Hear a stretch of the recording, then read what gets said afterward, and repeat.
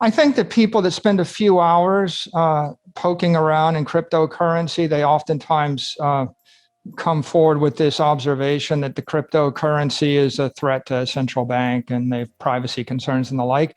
But it's generally only those that are spending a few hours. If you spend 100 hours or enough time to understand the situation, then you start to embrace a more sophisticated model, which is money can be decomposed into a currency component and an asset component. And these aren't really cryptocurrencies, they're crypto assets.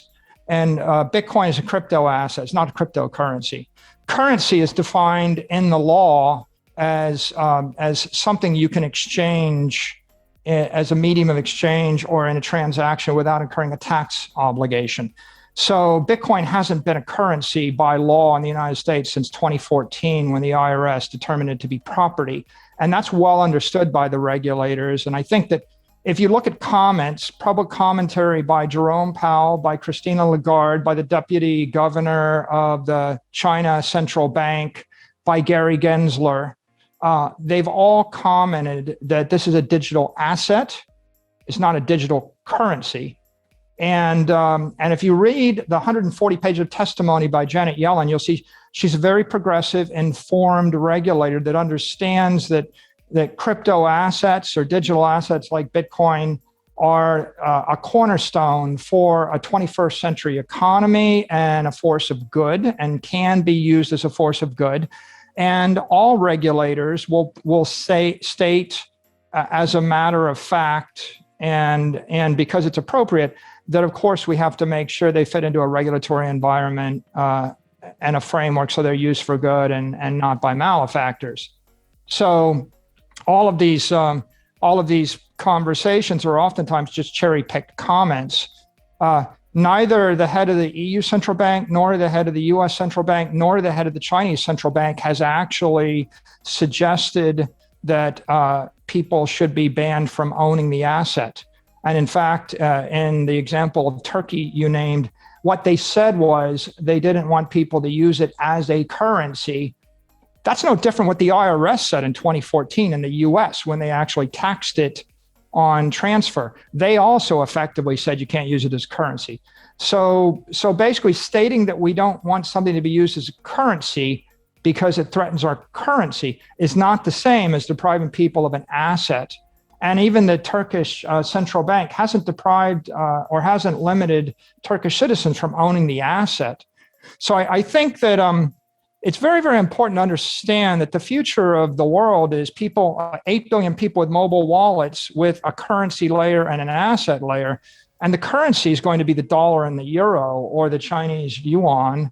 And the asset layer is going to be Bitcoin and then whatever other assets you chose to hold in them.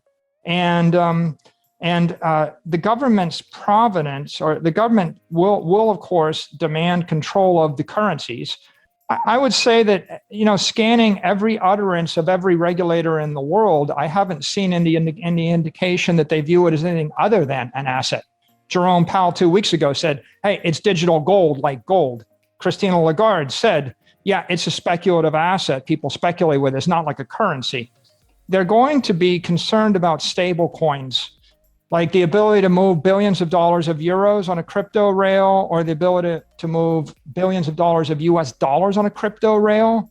That's going to draw the interest of the banks because currency is the provenance of the bankers and the government, and they're going to be concerned about controlling their currency. That's why you can expect AML and KYC regulations on the custodians that allow you to move large sums of those digital currencies. But I think that the most common misconception people in the world have is cryptocurrency is the right word. It's not the right word. In fact, if you roll the clock back number of years, lots of very intelligent people, and I could probably think of 6 regulators that are currently running the world, have all said it should be deemed a crypto asset. Mark Carney actually said more than 2 years ago, it's a crypto asset.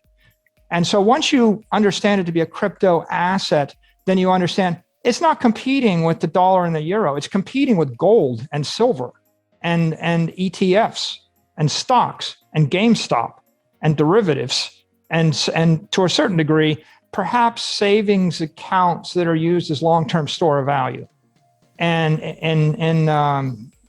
KYC custodians.